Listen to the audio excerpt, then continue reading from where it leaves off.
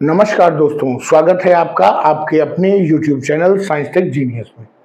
जैसा कि आप स्क्रीन पे देख रहे हैं, West Antarctic ice sheet weakens facing extinction risk. कहने का तात्पर्य है कि जो पश्चिम अंटार्कटिका पे बर्फ की मोटी मोटी चादरें हैं, जो हमारा अंटार्कटिक महाद्वीप है, जो कि वर्ष भर बर्फ से ढका रहता है, वहां का जो पश्चिमी हिस्सा है वहां पर बर्फ की चादरें कमजोर हो रही हैं। कमजोर होने का मतलब है कि वो धीरे धीरे पिघल रही हैं, और वहां पर जो बर्फ की चादरें हैं, जब वो पिघलती हैं तो बड़े बड़े बहुमंजिला इमारत जितनी बर्फ के टुकड़े, बड़े बड़े टुकड़े हिमखंड टूट के सागर में गिरते हैं। उससे क्या प्रभाव होता है? उससे प्रभाव ये होता है कि एक अचानक जो समुद्र का जो वाटर लेवल है वो थोड़ा सा ऊपर आ जाता है, क्योंकि बर्फ पिघलती है और बर्फ पिघलने से उसमें सागर के जो वाटर कंटेंट है उसमें वृद्धि होती है, और उसके कारण जो वहां का पूरा इकोसिस्टम है, पूरा जो इकोलॉजी है, वो पूरी तरह से नष्ट हो रहा है। कई जीव जंतु जो कि बर्फ पर के ऊपर रहते हैं, और कई ऐसे जीव जो कि समुद्र में रहते हैं अंटार्कटिक महासागर में, वो लगभग विलुप्त होने वाले हैं। मित्रों, ये जो पूरा मुद्दा है इसको अपने वीडियो में हम समझें। इससे पहले मैं आपको बताना चाहूंगा कि हमारा ये जो चैनल है साइंस टेक जीनियस, ये एक नया चैनल है जो पूरी तरह से विज्ञान के लिए डेडिकेटेड है। इसके अतिरिक्त हमारा एक और चैनल है जीएस जीनियस, जो कि बाकी अन्य खबरों के लिए जो भूगोल, इतिहास और राजनीति शास्त्र, इन सभी सब्जेक्ट्स को कवर करता है जीएस के। और ये जो चैनल है ये पूरी तरह से विज्ञान के विविध आयामों के लिए समर्पित है। हमारा उद्देश्य है कि जो हमारे व्यूअर्स हैं, हमारे सब्सक्राइबर्स हैं, उनका विज्ञान में जो रुचि बढ़े, वो विज्ञान के प्रति जागरूक हों। हमारी आपसे एक रिक्वेस्ट है कि हमारे चैनल को सब्सक्राइब कर लीजिए, जिससे कि हम इस प्रकार के जो उपयोगी वीडियो जब भी अपलोड करें वो तुरंत आपके होम पेज पे दिखाई देने लगे और आप अपना ज्ञान उससे बढ़ा सकें। तो चलिए मित्रों, शुरू करते हैं कि ये वेस्ट अंटार्कटिक की जो बर्फ पिघल रही है वो क्यों पिघल रही है, उसके क्या परिणाम हैं। ये जो आप चित्र देख रहे हैं ये हमारी पृथ्वी है। हमने कभी न कभी बचपन में ग्लोब जरूर देखा होगा क्लास में। ग्लोब कुछ और नहीं है, पृथ्वी का एक छोटा मॉडल है। खेल खेल में हम लोग उसे खूब घुमाया भी करते थे। जो हम लोग ग्लोब को देखते थे वो हम लोग हॉरिजॉन्टल देखते थे। अब आप सोचिए कि अगर ग्लोब को हम उल्टा कर दें, जो हिस्सा नीचे था हमें नहीं दिख रहा था उसको हम ऊपर कर दें और ऊपर से देखें, तो हमारा ग्लोब ऐसा ही दिखाई पड़ेगा। जो हमारा सदर्न हेमिस्फीयर है, दक्षिणी गोलार्ध है, उसके कुछ देश और अंटार्कटिक महाद्वीप हमको ग्लोब में दिखाई देंगे। ये है साउथ अमेरिका महाद्वीप, ये है अंटार्कटिक महाद्वीप, ये है ऑस्ट्रेलिया महाद्वीप, ये आप उसी का हिस्सा न्यूजीलैंड देख रहे हैं, ये तस्मानिया है, और ये हमारा अफ्रीका महाद्वीप का कुछ हिस्सा दिखाई दे रहा है। तो मित्रों, हम बात कर रहे हैं जो हमारी धरती का जो दक्षिणतम बिंदु है, जो हमारा साउथ पोल है, वो यहीं अंटार्कटिक पर स्थित है। और ये जो सफेद रंग में आप देख रहे हैं ये अंटार्कटिक महाद्वीप है, जो कि पूरे वर्ष बर्फ से ढका रहता है, इसीलिए ग्लोब में सफेद रंग से दिखाया गया है। इसी अंटार्कटिक महाद्वीप के हम पश्चिमी हिस्से की बात कर रहे हैं, जो कि बहुत तेजी से पिघल रहा है। वैज्ञानिकों की टीम ने विश्व के सभी देशों को और सभी लोगों को एक चेतावनी दी है और बताया है कि वेस्ट अंटार्कटिक अर्थात जो पश्चिमी अंटार्कटिक महाद्वीप है, उस पर जो बर्फ की मोटी मोटी चादरें हैं वो बहुत तेजी से कमजोर हो रही हैं और कोलैप्स होने वाली हैं। कोलैप्स होने का मतलब है कि जब वहां पर बर्फ पिघलती है तो डूबती नहीं है, वहां पर बर्फ की इतनी ऊंचाई है जैसे कोई 20 मंजिल इमारत और जब वो कमजोर पड़ती हैं तो जैसे कोई बिल्डिंग गिर रही हो उस प्रकार से आइस शीट्स टूट टूट के सागर में गिरती हैं बहुत तेज आवाज के साथ। तो यही चीज वो बताना चाहते हैं कि वहां पर बहुत बर्फ बहुत तेजी से कमजोर हो रही है और पिघल रही है। जो वैज्ञानिकों ने अध्ययन किया है, भूगर्भ शास्त्रियों ने, उनका कहना है कि लगभग 7,60,000 स्क्वायर मील इतना बड़ा एरिया लगभग टूटने की कगार पे है, पिघलने की कगार पे है और ये कमजोर हो चुका है। उनका यह भी कहना है कि इसको रोका नहीं जा सकता है। अब कोई ऐसी विधि नहीं है कि वो बर्फ जो कमजोर हो गई है हम उसको फिर से जमा दें।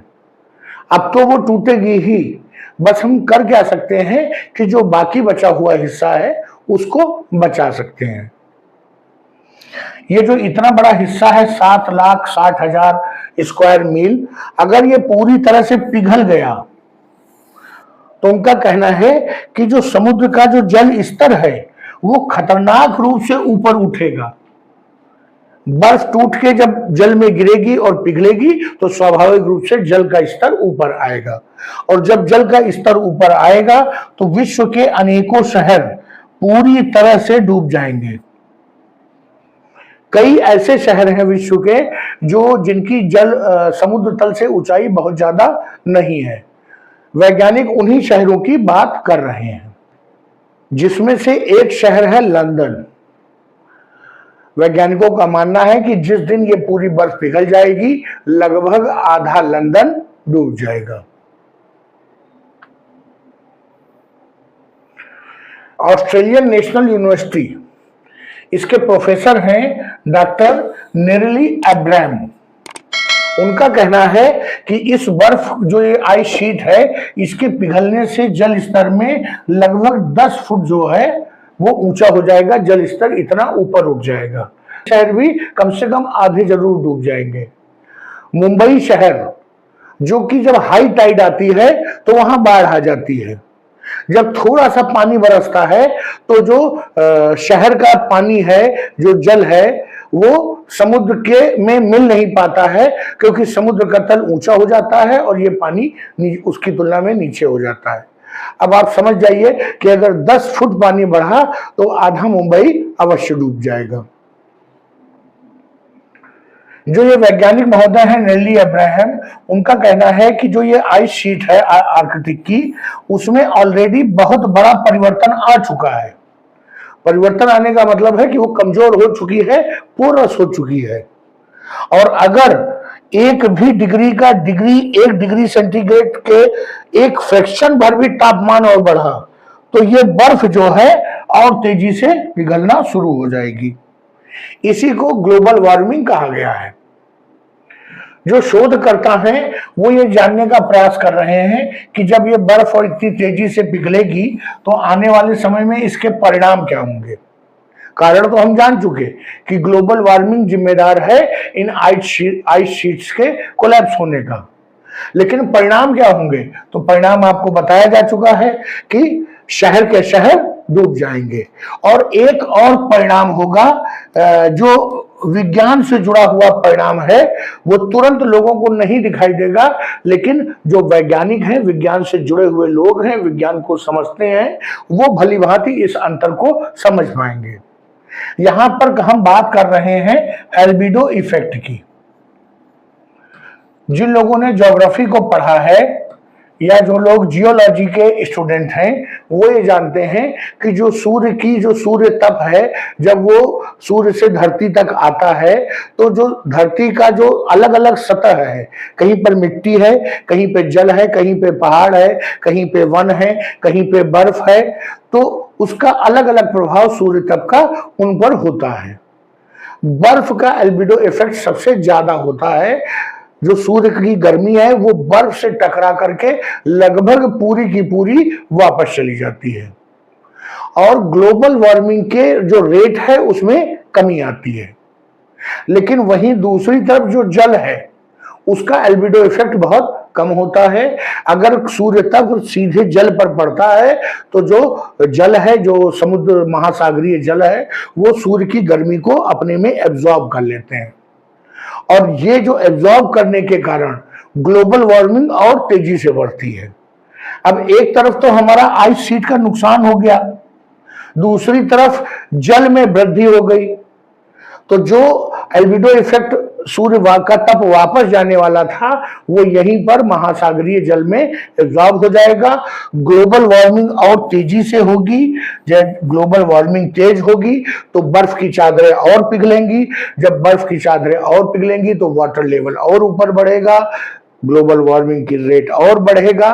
तो ये एक चक्र है जो लगातार तेज से तेज होता चला जाएगा, और इसका परिणाम क्या होगा कि सबसे पहले तो जो अंटार्कटिक ओशन है और अंटार्कटिक कॉन्टिनेंट है, वहां का जो पूरा इकोसिस्टम है वो प्रभावित हो जाएगा। वहां पर रहने वाले जीव जंतु, बैक्टीरिया और ये सब जो वहां पाए जाते हैं वो पूरी तरह से उनमें बदलाव आएगा। कई जो जीव जंतु हैं वो तो विलुप्त ही हो जाएंगे। वैज्ञानिकों का मानना है कि जो एम्परर पेंगुइन्स हैं, जो पेंगुइन्स की ही एक प्रजाति है जो विलुप्त होने की कगार पे है, वो पूरी तरह से विलुप्त हो जाएगी। इसके अलावा जो पोलर बियर हैं उनके जीवन पे भी खतरा मंडराएगा। अगर वो पूरी तरह से नहीं विलुप्त होंगे तो काफी संख्या में कमी आएगी। जो पूरे विश्व के वैज्ञानिक हैं, अब वो पूरे विश्व की सरकारों को, विभिन्न देश की सरकारों को चेतावनी दे रहे हैं कि अब अगर कोई कठिन निर्णय नहीं लिया, कोई कड़ा स्टेप नहीं उठाया, कोई कदम नहीं उठाया तो फिर बहुत देर हो जाएगी। हम पेंगुइन्स के विलुप्त होने की तो बात कर रहे हैं, लेकिन अगर ग्लोबल वार्मिंग ऐसे ही बढ़ती रही तो हम मनुष्यों के विलुप्त होने की बात करने वाला कोई इस पृथ्वी पर नहीं रह जाएगा। मित्रों, ये था अंटार्कटिक पर बर्फ पिघलने का मामला, और उसका हम पर क्या प्रभाव पड़ेगा वो मैंने आपको बता दिया है। अगर आपको हमारा ये वीडियो, हमारा प्रेजेंटेशन, हमारी दी गई जानकारी पसंद आई हो तो वीडियो को लाइक करिए, चैनल को सब्सक्राइब करिए, इस वीडियो को अपने दोस्तों के मध्य शेयर करिए, उनको भी बताइए कि अगर आप विज्ञान में इंटरेस्ट रखते हैं तो आप इस चैनल को नियमित रूप से देख सकते हैं। मित्रों, वीडियो को यहीं समाप्त करता हूं। धन्यवाद।